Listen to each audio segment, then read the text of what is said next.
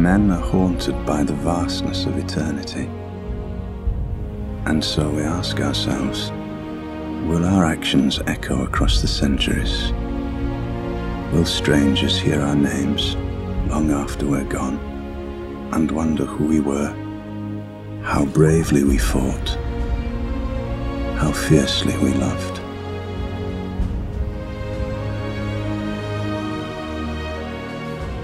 For almost a decade now, I've made it my career to look into and to work towards the protection, education and empowerment of children and young people in Guyana.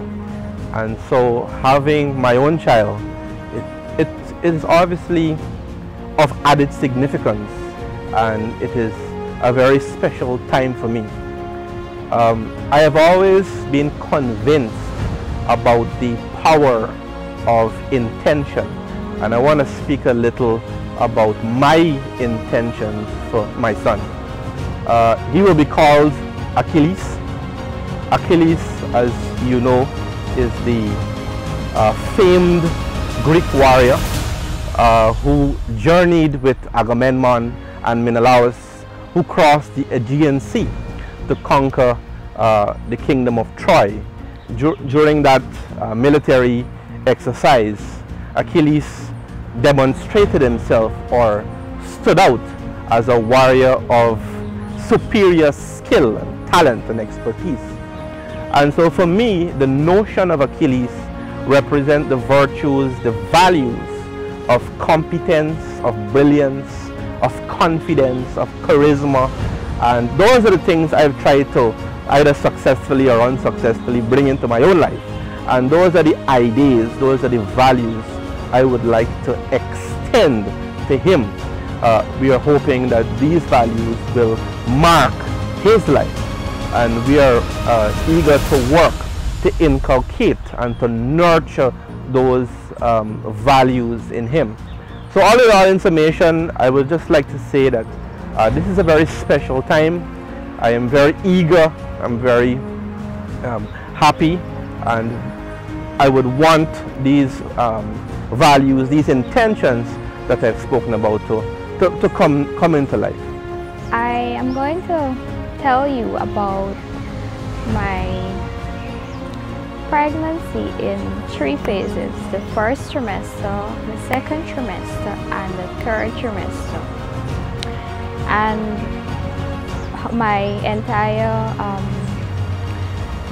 feelings when I first learned that I am going to become a mother, and how it all unfolded till now.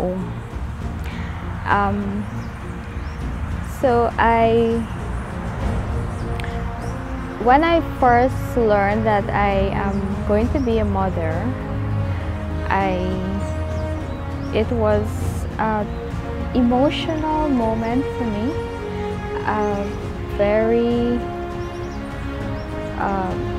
something that I had to take very seriously, knowing that I was not really prepared to become a mother. That is what I told myself, that I don't know if it's the right time to become a mother, and all of this excitement or nervousness that comes with being a mother for the first time. So during that time when I became pregnant, I was on a journey to something that I thought was very dear to me, and I had to make a decision. And the decision was not to be selfish, and so I decided that I will continue my project which I started, and I would still be the mother, and I would try to do that to the best of my ability, and accept that certain things happen for a reason.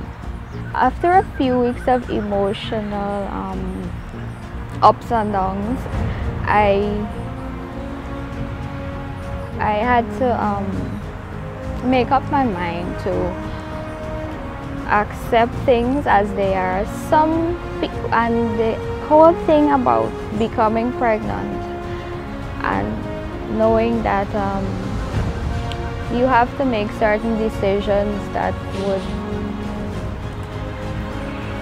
and certain people's opinion wouldn't really have to matter, and that is a difficult thing to do, especially when there are persons who would feel that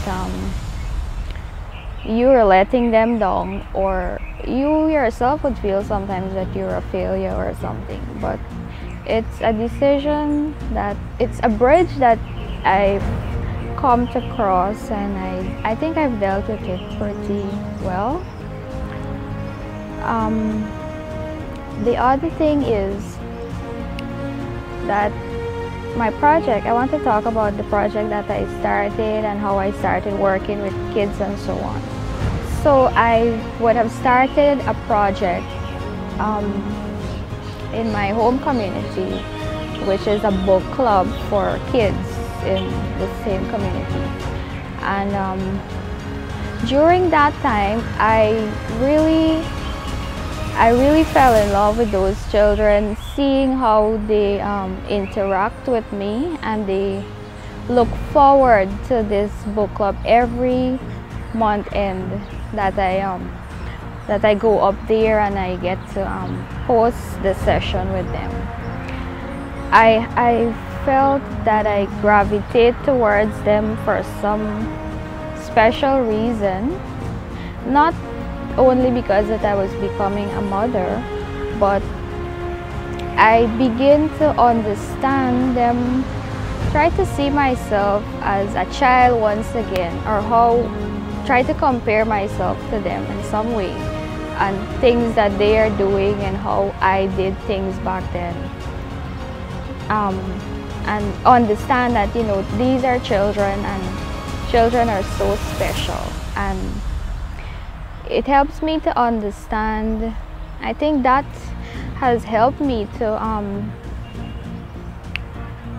along my journey as well, like interacting with children and knowing that I was going to be a mother to a child.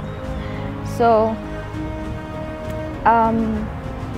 starting my project and becoming a mother was never a mistake.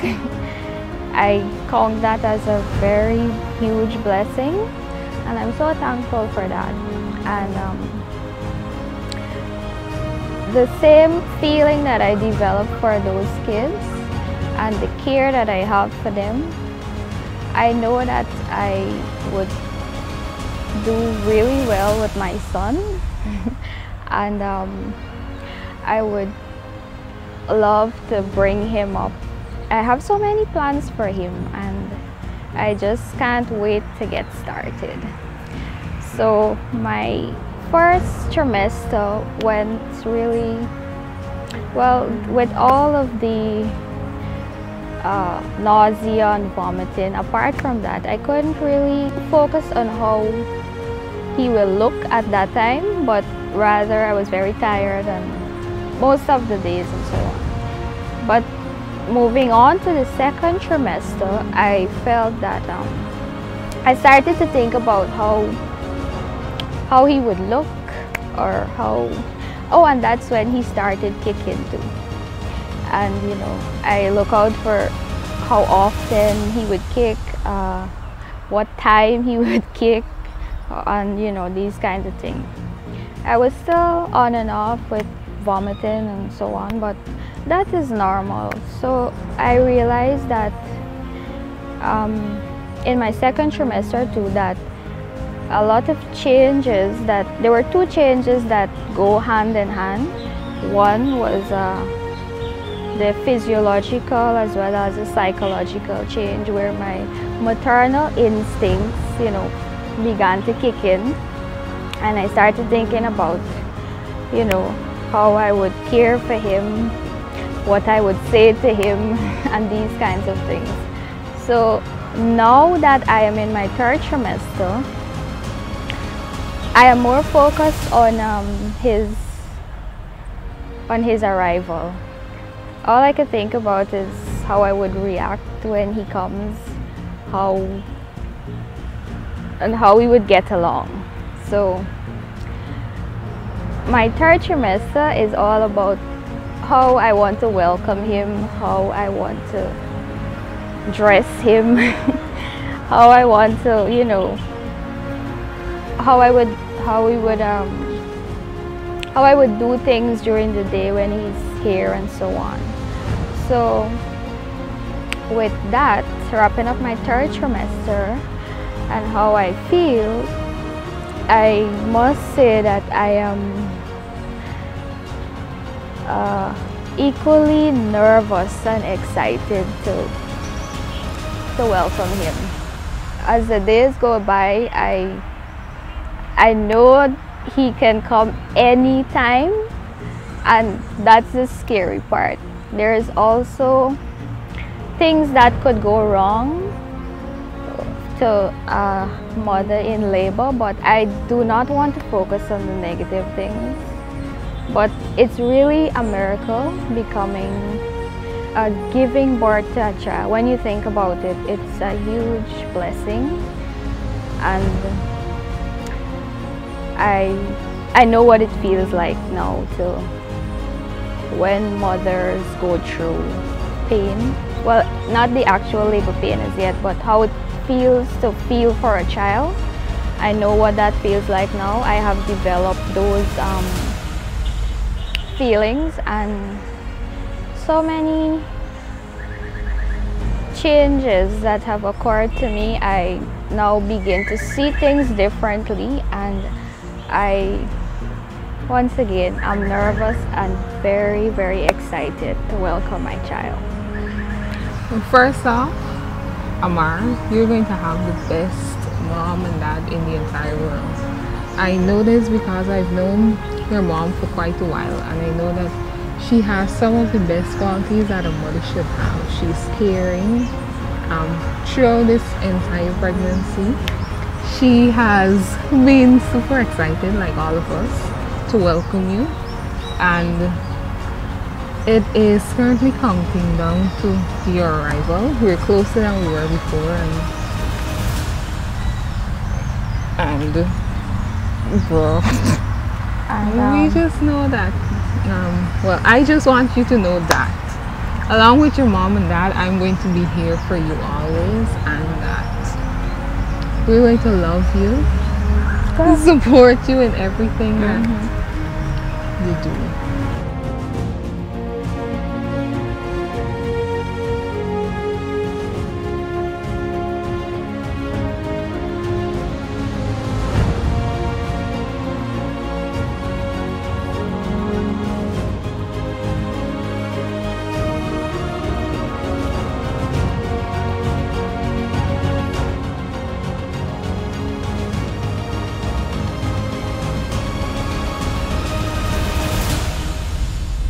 We're here now with Mr. Achilles Panday,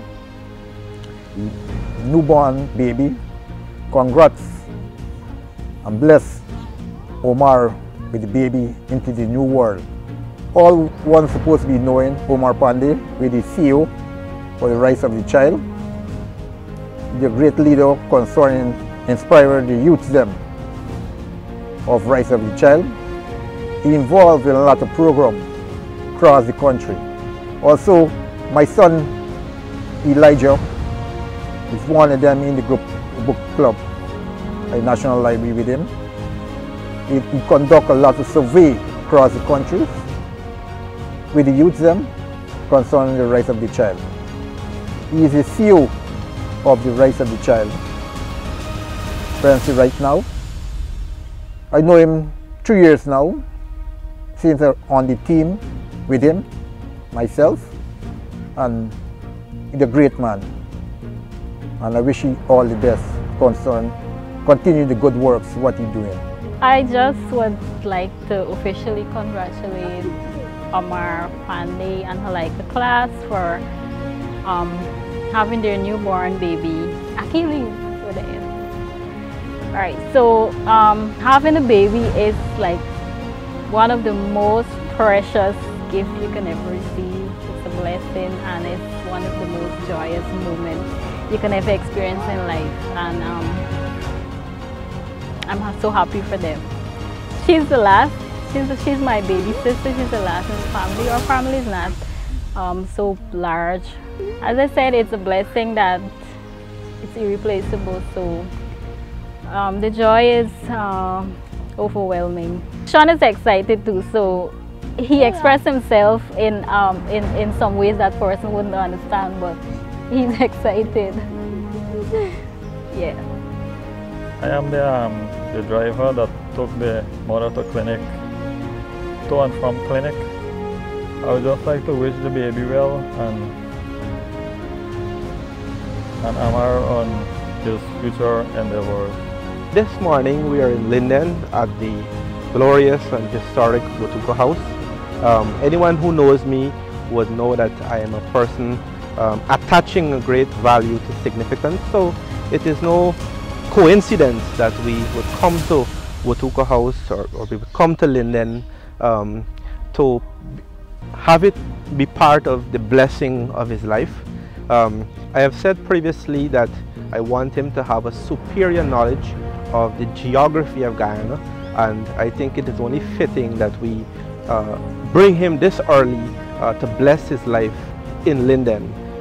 We know that Linden is the gateway to much of, especially the hinterland of Guyana. So I'm especially enthused and especially happy to bring him to Linden today.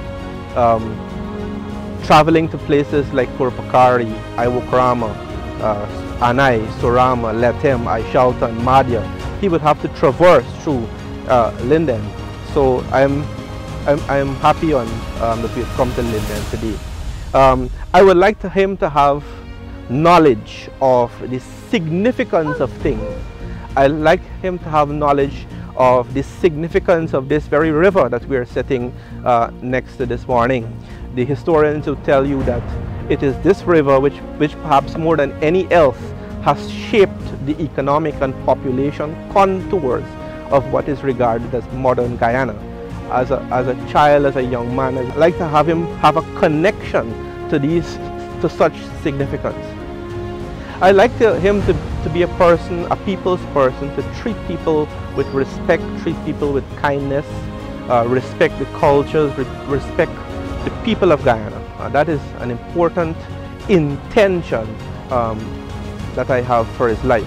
Whether or not he will follow my professional footsteps, that will be up to him, but I am very eager for him to find fulfillment in his life.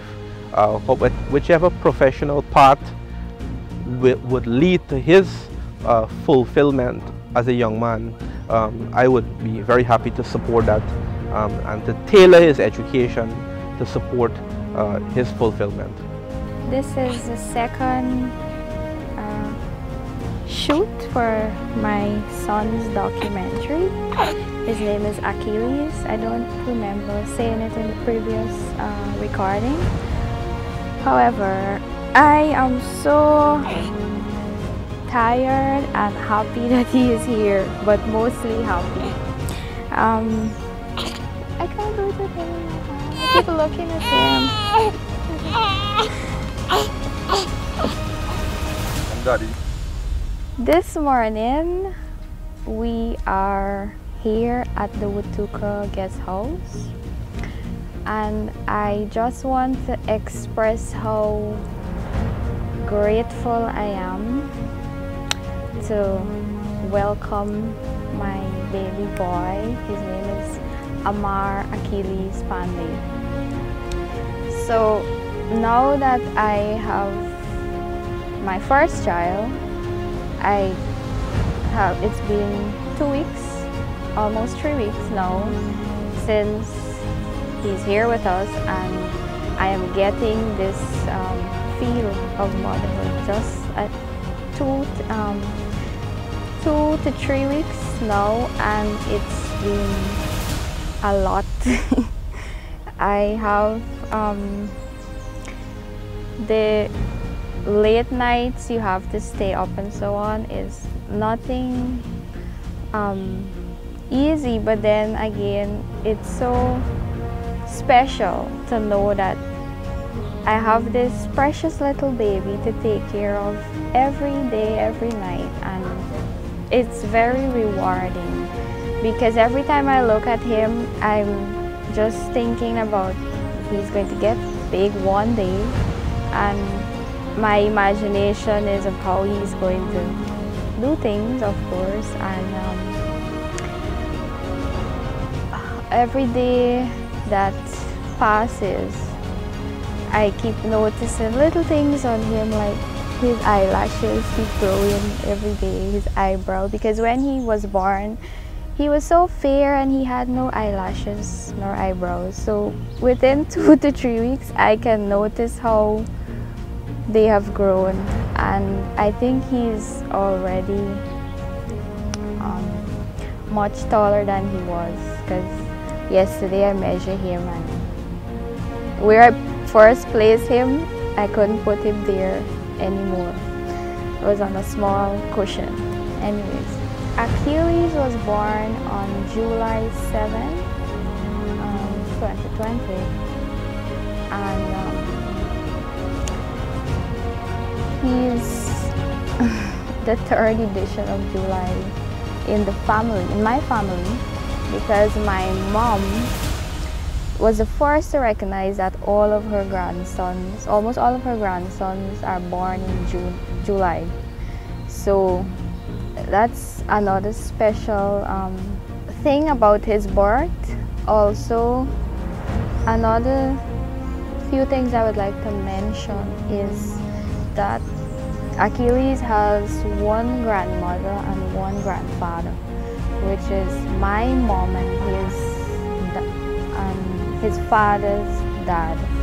So I'm thankful for them both, and I'm thankful that he still has a grandmother and a grandfather. Welcoming him into this world didn't go how I imagined or how I expected it, because he was a week overdue and I was running out of patience, and every day I'm thinking, oh, do I have to go to the hospital today? I'm looking at the instructions that the doctor gave to me and the signs that I should look for, because every detail and every information I pay very keen attention to. Since it's my first pregnancy, I don't know anything about how to. So everything, I was just careful enough to make sure that I follow all of the doctor's instructions. So I'm looking at her instructions and the information every day to see, but wait, sometimes I get a slight pain and I'm thinking, I don't even know if that's contraction. So I keep finding out from other women, but like I'm still not getting what they're explaining to me. So it happened Monday night. He was born on the Tuesday, so the Monday night I saw the first sign and I said, oh, but this is not pain. Anyway, we went to the hospital, we got there and it started to pour. We had no umbrella, whatever. We had to quickly exit the car, get into the hospital, and we had to run back for mass and so on, because during this time we're still in the COVID-19 pandemic. So given that he was born in I would say a sort of difficult time in our country, my pregnancy, so back to the hospital. I gone all over the place. So when at the hospital now, they've admitted me and so on. I went up, they took me upstairs, admitted to the ward. They monitored me for an entire night. Still no baby, didn't come for the entire night. So the next day, I think, yeah, pain started around 5 a.m. Tuesday morning. So they had to wait for it to become more intense. That is the midwives. So throughout the day, I would recall feeling pain increasing, and I'm groaning and screaming on the bed. Anyway, so knowing that it's my first pregnancy, I'm like, what are these people waiting for? I was like, does it take this long? I don't even know. Anyway, so one point during the day, the doctor would come and she would check with me like every 2 hours or so. And the last time she checked was around 1:30 something, 1:30 late Tuesday afternoon. So, and right away she was like, emergency, we have to get you to the theater because this is an emergency. And then I noticed my baby heartbeat drop. And I become somewhat dizzy. And all I'm hearing is her speaking and like she's something so far. And she's like, you understand, the last thing I remember is, you understand what we have to do, right? This is an emergency. And I was like, okay, just let me sign the papers. And because she said, your baby heartbeat is down. And in that moment, I just felt like they have to do what they have to do. I always get emotional at this part. So I remember signing all of the papers that I had to sign to go into the theater. And then that was it. They took me there. I don't know how long the surgery took, but I came out back and so on. I remember kissing him, but I still wasn't fully conscious. I remember seeing him, kissing him, and then they took him away again. So I had to wait until after 6 hours before I could get up and stand up, and for the anesthetic to wear off. So what was bittersweet about this delivery also is that I wanted to do a natural birth, a natural delivery. And this happened as an emergency, and that is the one thing I wished for, that I wouldn't have to go through. Then the other thing was that they weren't allowing any family members in on the first day. My mom came, everyone came to see him, and then no one couldn't come in. They had to send what they brought for me upstairs, and that was like torture for me, because how I imagined it, I wanted family around, I wanted someone to be there with me. But nevertheless, I think, so that part was the most painful, not really the fact that I had to get caught and I got a scar and whatever. But what I wanted was the dad, my mom, and everyone else were asked to be there with me when I am given birth. So it was just me and him the night until the day when we were supposed to be discharged. We got to see his dad, Amar, and then that was one of the best feelings because I didn't get to see them since I was admitted. All of this happened because of the COVID-19 restrictions that the hospital had in place. So I just want to say that that part was the most painful because I had no one there. So that's it for the delivery.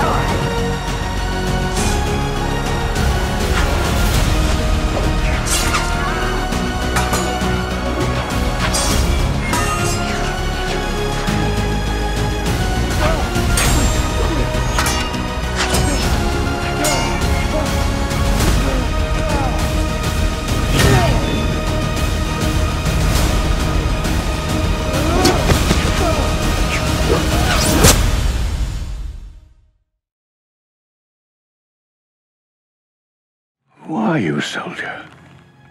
Achilles, son of Peleus. Achilles. I'll remember the name.